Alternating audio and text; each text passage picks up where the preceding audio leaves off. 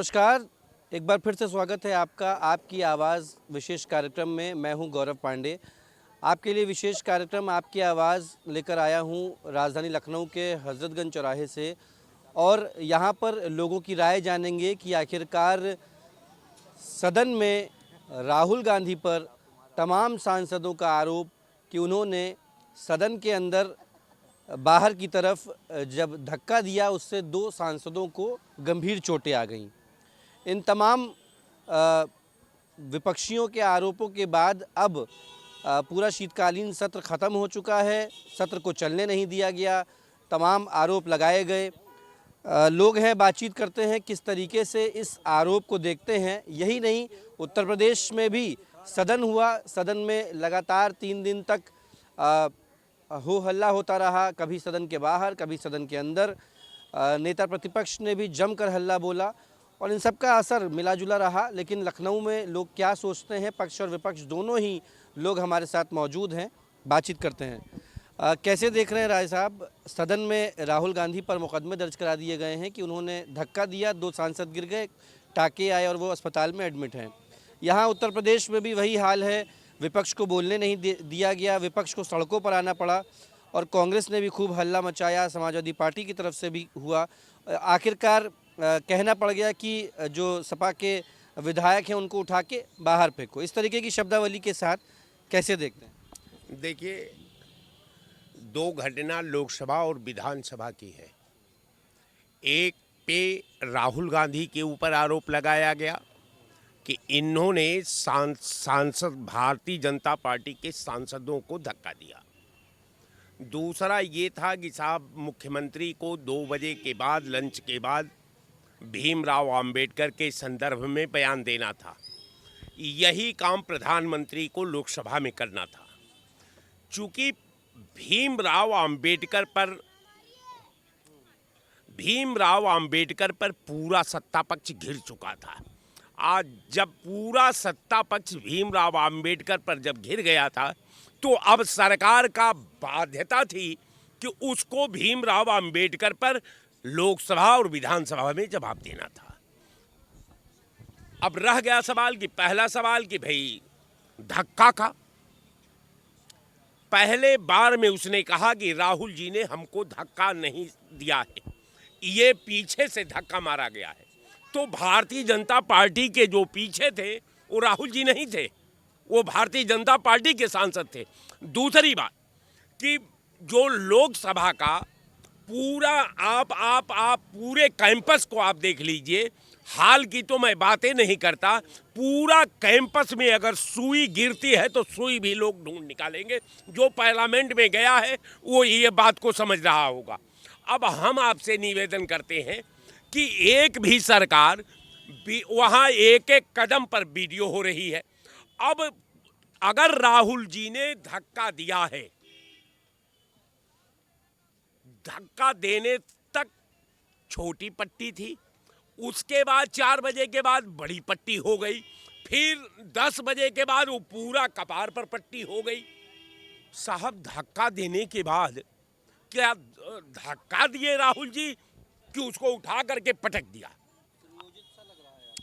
हम नहीं, कोई भी जिसके पास निष्पक्ष सेंस हो तो वो आदमी सोच सकता है कि साहब धक्का लग जाए तो नाक फूट जाएगी, केहनी में चोट आ जाएगा, सीने में चोट आ जाएगा, सर में चोट, हेड पर अगर आ गया तो ये तो अजीबोगरीब बात है। दूसरी बात कि अगर सरकार राहुल जी पर यह आरोप लगाई तो सरकार को वहाँ वीडियो जो वहाँ रिकॉर्डिंग वीडियो हो रही है उसकी फुटेज को दिखा देना चाहिए, लेकिन फुटेज नहीं दिखाएगी। राहुल गांधी के खिलाफ चूंकि यहाँ भीमराव अंबेडकर पर बोलना था, आप भीमराव अंबेडकर के सहारे विपक्ष भीमराव अंबेडकर को टारगेट में नहीं लिया था, अडानी को घेरने वाला था प्रधानमंत्री को। अडानी के ऊपर बयान से प्रधानमंत्री बचने के लिए इन्होंने इतना बड़ा चक्रव्यूह को रच डाला और पार्लियामेंट को हाईजैक कर लिया। ये प्रधानमंत्री ने किया, ये और किसी ने नहीं किया। मैं प्रधानमंत्री अगर वास्तव में देश जानना चाहता है कि अगर राहुल जी ने धक्का दिया है, उस व्यक्ति को चोट आई है, तो आप वीडियो देश देखना चाहता है तो आप वीडियो क्यों नहीं दिखा रहे हैं? आप देश के पटल पर वीडियो क्यों नहीं देख करके बता दे रहे हैं कि ये राहुल जी ने धक्का मारा और वो इंजर्ड हो गया? ये तो आप बता नहीं रहे। आप केवल, आपकी पुलिस जाती है राहुल गांधी के खिलाफ क्रिमिनल धाराओं में भारतीय दंड विधान का आपने मुकदमा दर्ज कर दिया, आपने कार्रवाई का सिस्टम चालू कर दिया। तो कहने का मेरा मतलब कि जब जब सरकार संवैधानिक पैरा में जब घिरती है, जब विपक्ष अपनी बात कहने को तैयार होता है, जब विपक्ष आपसे सवाल पूछने को तैयार होता है, जब देश आपसे सवाल का जवाब चाहता है, तो आप कोई न कोई सहारा बैक करके आप बैक हो लेते हैं। तो कहने का मेरा मतलब कि कातिल ही मुहाफिज है, कातिल ही सिपाही है। तो अगर मुकदमा भी आप ही को दर्ज करना है और न्याय भी आप ही को सुनाना है, जैसे आप 10 साल से करते आ रहे हैं हर घटनाक्रम में, फिर आप कर लीजिए, ये तो आपको मुबारक हो। लेकिन मैं जरूर कहूँगा कि सिस्टम और कुर्सी चेयरपर्सन को ये सोचना चाहिए कि मेरा राजतंत्र की ये कुर्सी नहीं है। उस कुर्सी पर बहुत लोग रहे हैं, बहुत लोग ये मान लेते थे कि अब इसको हटना नहीं है, लेकिन सब लोग हट गए साहब। आप भी हट जाएंगे और यही लोग आपको हटाएंगे जो आपके सर पर ताज बांधे हैं। तो घबराने की बात नहीं है, आप जो कर रहे हैं करिए। आपको आपकी मंशा, आपका धर्म, आपका संवैधानिक अधिकार आपको मुबारक हो। आम जनता को उसके हाल पर छोड़ दीजिए, उसके ये पर छोड़ दीजिए। और भी लोग हैं, जानते हैं भाई कैसे देख रहे हैं। सदन की कार्यवाही हुई, लगातार शीतकालीन सत्र चला, मगर सदन तो चल ही नहीं सका। ऊपर से विपक्ष ने खूब हमलावर भी हुए और अब ये आरोप भी है कि कांग्रेस में राहुल गांधी की वजह से धक्का लगा और 2 सांसद बीजेपी के गिर गए, जिन्हें चोटें भी आई, मुकदमा भी दर्ज हो गया। बिल्कुल वो दिन भूलने वाला नहीं है और संसद की मान मर्यादा राहुल गांधी ने तार तार कर दिया। सांसदों को धक्का देकर गुंडई रूप जो उन्होंने दिखाया, यह बहुत ही कायरतापूर्ण है और उनके खिलाफ पूरे प्रदेश और देश में FIR दर्ज की जाएगी, उनके खिलाफ कड़ी से कड़ी कार्रवाई की जाएगी। अभी भाई साहब बता रहे थे, प्रवक्ता हैं कांग्रेस के, कि कुर्सी नहीं रहती है, कुर्सी बदलती रहती है।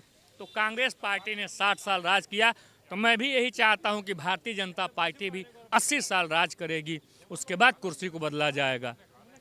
और आगे क्वेश्चन बताइए। लेकिन ये इनका तो आरोप है कि जैसे अगर ये किया है तो फुटेज जारी कर दें, और या तो आप अंबेडकर जी का नाम लेकर के एक तरीके से प्रोपोगंडा बनाने का काम कर रहे हैं। नहीं, बिल्कुल देखिए, भीमराव अंबेडकर जी का जितना अपमान कांग्रेस पार्टी ने किया, वो लोगों के दिलों और दिमाग और जुबान पे हैं। कांग्रेस पार्टी ने बाबा साहब भीमराव अंबेडकर को गद्दार तक शब्द इस्तेमाल किया, भारत रत्न तक नहीं दिया उनको, 2 बार चुनाव हरवाया नेहरू जी ने। और बाबा साहब की प्रतिमा और बाबा साहब की लिखी हुई संविधान को इन्होंने कोई ऐसा मंच नहीं छोड़ा जहां बाबा साहब की प्रतियां लेके ऐसे हवा में लहराया ना हो। ये लोग सम्मान नहीं करते।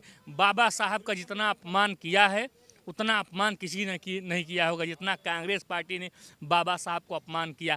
अभी आपने देखा लोकसभा 2024 के चुनाव में कोई ऐसा मंच नहीं होगा जहां इंडी गठबंधन कांग्रेस अलायंस ने बाबा साहब की प्रतिमा और बाबा साहब के संविधान का मजाक न उड़ाया हो। हर एक मंच और क्षेत्र पे उड़ाया है। तो मेरे कहने का मतलब सीधा है कि कांग्रेस पार्टी हमेशा से संविधान के खिलाफ रही है, बाबा साहब का अनादर करते हैं। वो महापुरुष है, कम से कम उनका तो सम्मान करना चाहिए। कैसे देखते हैं प्रतियां, बात कहीं ना कहीं विपक्ष तो प्रतियां भी दिखाता था संविधान की, और यही टारगेट रहा। और 2024 जो है लोकसभा के इलेक्शन में भारतीय जनता पार्टी अपने अलायंस के साथ सीटें निकाल ले गई। लेकिन बाबा साहब भीमराव अंबेडकर का को जो, जैसा कि उन्होंने बताया कि उनका अपमान किया है कांग्रेसियों ने। ये बताइए, एक हमारे देश के प्रधानमंत्री है जो लोकसभा के अंदर जाता है तो जमीन पे लेट के प्रणाम करता है, लेट करके सीढ़ी से चढ़ने से पहले वो लेटता है, जमीन में प्रणाम करता है। और एक संविधान का जो डंका बजा रहा है पूरी दुनिया में, वो जेब में एक कचरा कूड़े की जैसे लेकर के चलता है। वो संविधान का हेलना कर रहा है कि ये कर रहा है? ये मूर्ख, हमारे देश में मूर्खों की बस्ती बाजार है। हमारे देश में मूर्खों की बस्ती बाजार है। लिख लीजिए, चाहे हर आदमी शिक्षा, समझदार, ज्ञानी, पढ़ा लिखा है, हम कहेंगे नहीं मानेगा। सब जानता है कि मैं अच्छा कर रहा हूँ कि गलत कर रहा हूँ, उसका परिणाम उसी को मिलेगा। जो अच्छा करेगा उसका अच्छा मिलेगा, जो गलत करेगा गलत करेगा। एक मान लीजिए उन्होंने अम्बेडकर जी के ऊपर बोल दिया, अमित शाह जी, ठीक है बोला, ये तो आपका वृत्ता नहीं हुई कि मैं लोकसभा नहीं चलने दूंगा, मैं राज्यसभा नहीं चलने दूंगा। ये कोई तरीका है? जनता का कैसे हला भला होगा? ये जो पिट्ठू बने हैं कि बहुत बहुल बड़ा मैं ज्ञानी हूँ, जरा इनसे पूछो कि एक दिन होता है, 2 दिन होता है कि हम आपको चलने ही नहीं देंगे। ये कौन सा तरीका है? बिल्कुल होगा। आप लाइन से आइए, आप अगर टेढ़े मेढ़े चलेंगे, अगला भी टेढ़ा मेढ़ा चलेगा ना। कोई ऐसा व्यक्ति नहीं है, आप जब तक हमको छेड़ेंगे नहीं, हम अनर्गल आपको छेड़ देंगे, ठीक है ना। कोई भी व्यक्ति विपक्ष का देखिए, कोई आदमी ऐसा नहीं बोलेगा अगर सरकार गलत करेगा तो विधानसभा नहीं चलने देगा, अच्छा करेगा तो विधानसभा नहीं चलने देगा। ये कोई तरीका होता है? ये कोई आदमी समझता है? इसके ऊपर कोई बोलने वाला है? एक दिन में साला 1 घंटे का 50 लाख रुपए, 1 करोड़ रुपए खर्च होता है। जब नहीं चलता क्यों पैसा देते हैं? ये हमारे देश की जनता को मालूम है कि 1 करोड़ रुपए 1 घंटे में खर्च होता है। नहीं चला तो आपका पैसा कुछ नहीं। अभी देखो राइट टाइम हो जाएंगे, हम कहीं गाएंगे, कहीं बजाएंगे, हमारा तो मिल रहा है। ये जितने भी हैं कुर्सी में बैठे हैं, और जो बैठना चाहता है वो जनता के भला के लिए नहीं, सिर्फ अपना भलाई के लिए। कैसे जो सब सुना आपने सारी बात? ये मोदी का नया भारत है और ये मोदी का नया अस्पताल है। इतनी सी चोट हर 2 घंटे में वो बढ़ती जाती है, लोग इलाज कराते हैं और चोट उन्होंने कहा कि एक प्रधानमंत्री जब चढ़ता है सदन में तो जो चढ़ते समय जो चूम करके माथा लगाता है, चूमता है, और दूसरे तरफ राहुल गांधी जो है संविधान की वो डायरी को जेब में लेकर के हर जगह लहराते हैं। ये आरोप बताया उन्होंने। किन्होंने? इन्होंने आरोप बताया ना। एक बात बताइए, संविधान पर वो जो संसद पे जो दंडवत प्रणाम किया था, हम लोग तो उसी वक्त समझ गए थे कि देश के पटल पे कोई बहरूपिया बैठ गया। मगर हमारे राहुल जी तो संविधान दिल में लेके चलते हैं। बाबा साहब भी दिल में है, संविधान भी बाबा साहब का दिल में। तो हमारी सोच और इनकी सोच में बहुत फ़र्क है। इन्होंने वाकई में दंडवत करके देश को आज उस स्थिति में ला कर दिया कि ज़मीन पे गाड़ने का काम किया नरेंद्र मोदी ने।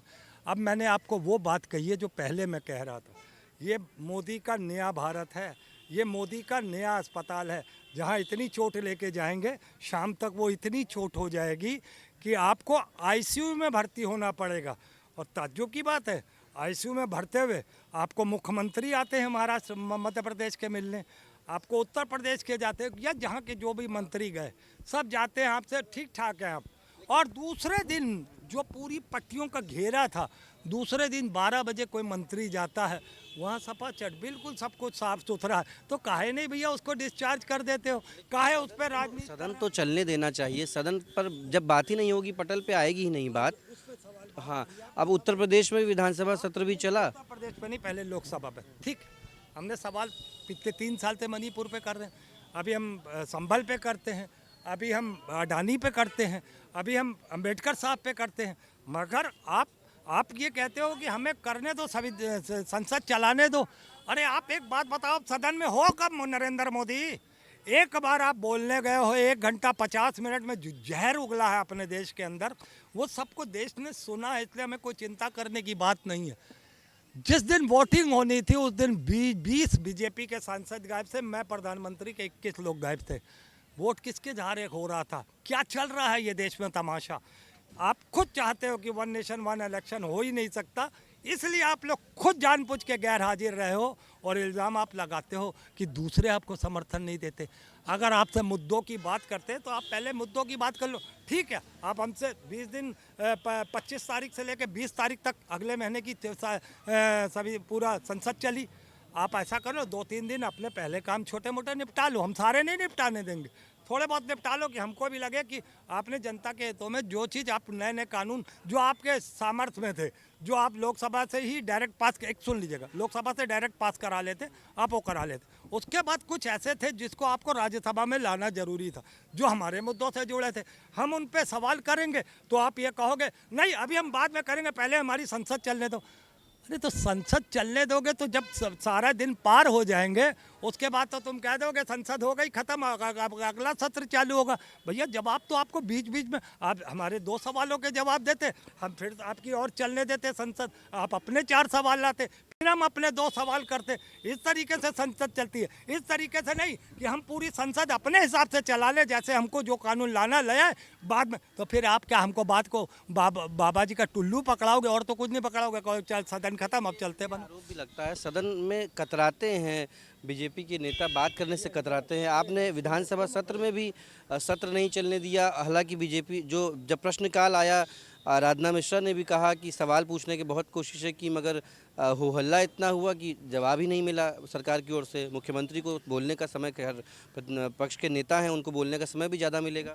ये बताइए, उन्होंने पूछा, माननीय मुख्यमंत्री जी ने जितना इन्होंने प्रश्न किया था एक एक प्रश्न को उन्होंने उत्तर दिया। ये कहना, मैंने बताया ना, आप क्या बोल रहे हो मैं क्या बोल रहा हूँ बगैर वाला सब जान रहा है, कितनी सी बात में दम है कितनी नहीं है। एक एक प्रश्न का उत्तर उन्होंने दिया था। ये लोगों ने जब विधानसभा चल रहा था, ये लोग देखते नहीं हैं, जो आदमी रास्ते में जाएगा ना, जगल बगल में जो बात कर रहा होगा उसकी सुन करके वो यहाँ बात को रखेंगे।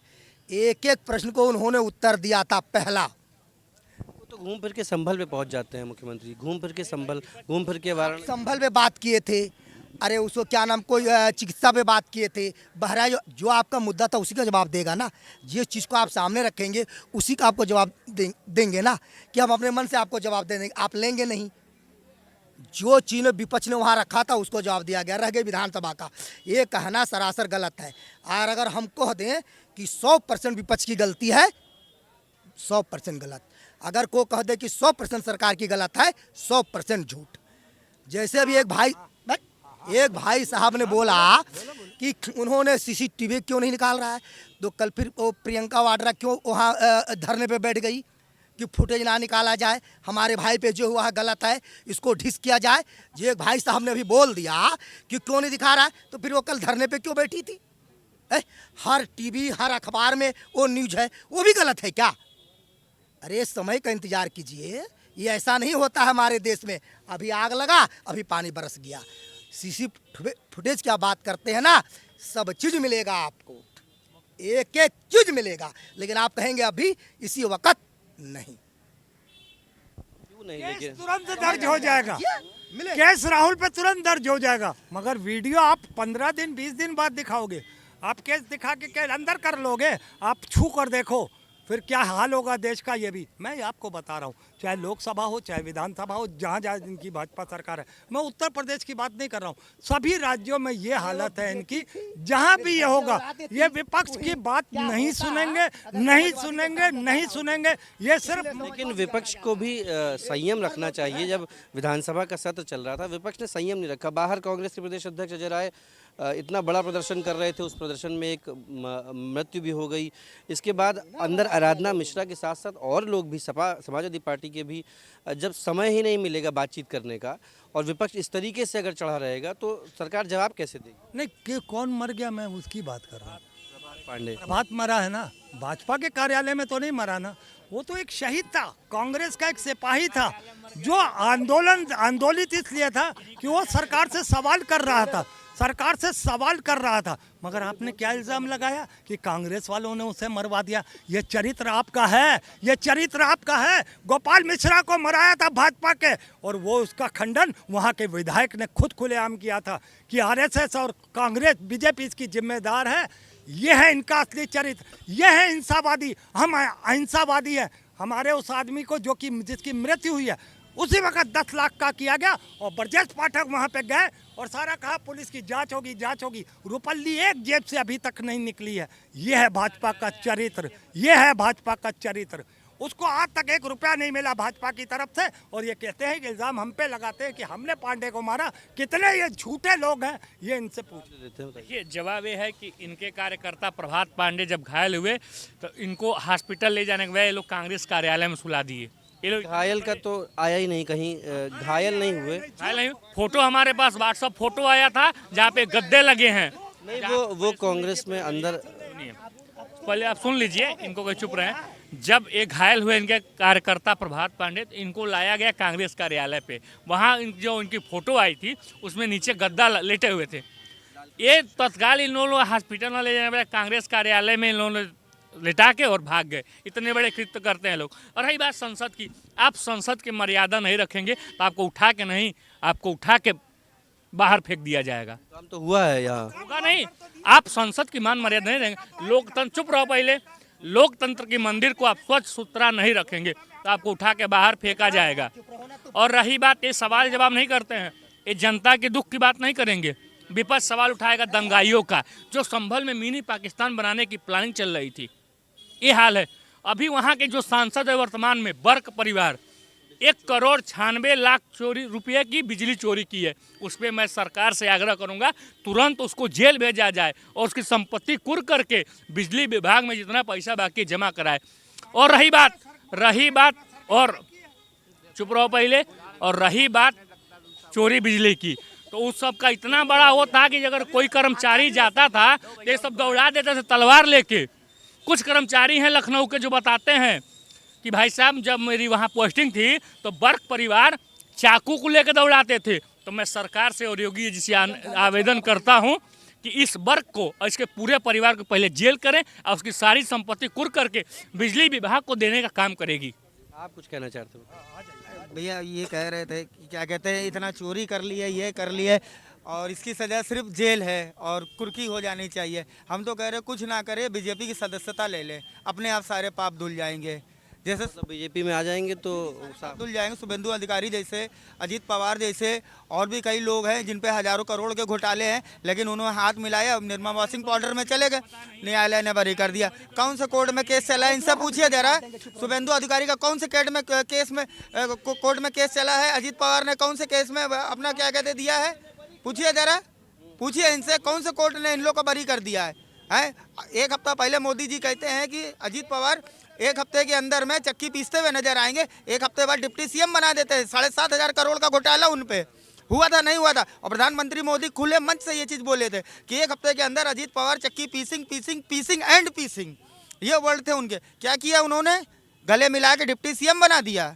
ये बात करेंगे घोटाले की, और ये आपके हाथ में माइक है, जरा मोदी जी के मुंह के पास लगा के दिखा दीजिए माइक, और आप सवाल पूछेंगे ना तो ये कहेंगे ओ माय गॉड, आप लोग को तो अंदर आने नहीं दिया गया, ओ माय गॉड, आप लोग को तो सवाल पूछने नहीं दिया गया। उनके पास ये जवाब रहता है, ये सुबह के छोड़ते हैं। आप बताइए, 10 साल में प्रधानमंत्री का एक नेतृत्व बनता है कि साल में एक प्रेस कॉन्फ्रेंस होनी चाहिए जनता के हित में। 10-12 साल हो रहे, आज तक एक भी प्रेस कॉन्फ्रेंस हुई है? कौन सी हुई है? आम कैसे खाते हैं, चूस के खाते हैं, काट के खाते हैं। अच्छा, इंटरव्यू कौन लेता है? अक्षय कुमार जैसे अभिनेता लोग, ये लोग पूछते हैं आप पर्स रखते हैं कि नहीं रखते हैं। सरकार क्यों भागती है मीडिया के सवाल से क्यों भागा जाता है? मणिपुर पे क्यों चुप हो गए थे हैं? आपका हाथरस कांड पे क्यों चुप हो गए थे? और जो पंजाब में कांड हुआ उसमें क्यों चुप हो गए थे? किसान जो शहीद हुआ उसमें क्यों चुप हो गए थे? कहीं ट्वीट नहीं निकलता। कोई अगर अपने हक की बात करे तो खालिस्तानी हो जाता है, कहीं पर कोई मुसलमान निकल जाता है तो ISI का एजेंट हो जाता है। इनके पास धार्मिक मुद्दे के अलावा और कोई मुद्दा बचा है? पूछिए आप इन लोग से, क्यों नहीं पत्रकारों के सवाल का जवाब देते हैं? ये क्यों भागते हैं पत्रकार के जवाब से? पत्रकार हमारी आवाज़ है, हम जाके डायरेक्ट सवाल नहीं पूछ सकते उनसे। या तो संसद होती, संसद में अगर सवाल पूछा जाता है तो वॉकआउट करके चले जाते हैं। आखिरी सवाल, सभी से आखिरी सवाल, सदन की गरिमा जो होनी चाहिए वो वाकई इस वक्त जो जनता के मुद्दे हैं उन मुद्दों पर बात होती नहीं है। इधर उधर के तमाम मुद्दे होते हैं और विपक्ष भी इतना हमलावर है। अब का विपक्ष हमलावर है, चाहे विधानसभा में हो चाहे लोकसभा में, लेकिन सदन की मर्यादा जिस तरीके से तार हो रही है, क्या वो सही? बिल्कुल सही नहीं है। मैं इनके सवाल का जवाब दूं या ये विधानसभा वाले पे मैं बोलूं? देखिए सुनिए, जैसे आपने बोला विधानसभा की, जो विधानसभा की आपने बोला, सबसे मेरा प्रश्न पहला, आपने मैंने कहा ना, कुछ गलती लोहा की, कुछ गलती लोहार की। सबसे पहले विधानसभा चलता है या लोकसभा चलता है, जिस दिन वो स्थगित हो जाता है, पहली बात जो विधायक मंत्री को एमएलसीओ को जो सुविधा मिलती है सबसे पहले वो निगलेक्ट होना चाहिए, वो ख़त्म होना चाहिए सबसे पहला, ताकि वो जो पैसा जनता जी किसी पार्टी किसी दल का वो नहीं, मतलब सत्ता विपक्ष मैंने दोनों की मैंने बात किया, जब नहीं चलता है सबसे पहले ये इसको ख़त्म होना चाहिए पहला। दूसरा काम ये है, जैसे ये भाई साहब ने उन्होंने बोला कि जो अभी कोई भी है भ्रष्टाचारी, अगर इनका सदस्यता ले लेंगे तो वो पाक साफ हो जाएंगे। ठीक है, मैंने मान लिया कि इनका सदस्यता ले लेगा वो उनका हो जाएगा, वो पाक साफ हो जाएंगे। लेकिन ये भी हम सुनना चाहते हैं, जानना चाहते हैं कि जैसे बरक है, इन्होंने बोल दिया वो महाराष्ट्र वाले जैसे, और बहुत लोगों को नाम लिया। इस तरीके से भी तो इसके सरकार में चोर होंगे, चोरी किए होंगे, उनके पास भी तो माल पानी होगा। इस हमारे देश में कई प्रकार का दंड देने का कानून प्रक्रिया है। एक आदमी होता है उसको रिकवरी कर लो, एक होता है उसको मैंने जेल भेज दिया, एक आदमी होता है जेल हो गया तो उसको सज़ा दे दिया। तो हमारे देश में जो गलती करता है उसको सज़ा देने का कई तरीका होता है। ये तरीका नहीं है कि हमारे पार्टी में आ गए और इनको मैंने माफ़ कर दिया, ये नहीं होता है। ये है कि और लोगों के सरकार में जो डकर के रखे हैं उनकी वो सजा दे रहा है। इनके सजा सरकार में कोई ऐसा व्यक्ति इतना नहीं डकर के बैठ गया। ठीक है, फिलहाल आपकी आवाज़ में हम आपके लिए लाए थे जनता की सीधी आवाज़ आप तक, खासकर हजरतगंज चौराहे से, जहां पर आम जनता थी जिन्होंने अपनी बात आपके सामने रखी। आपकी आवाज़ में फ़िलहाल इतना ही। वीडियो जर्नलिस्ट जुबैर के साथ गौरव पांडे, JK 24/7 न्यूज़, लखनऊ।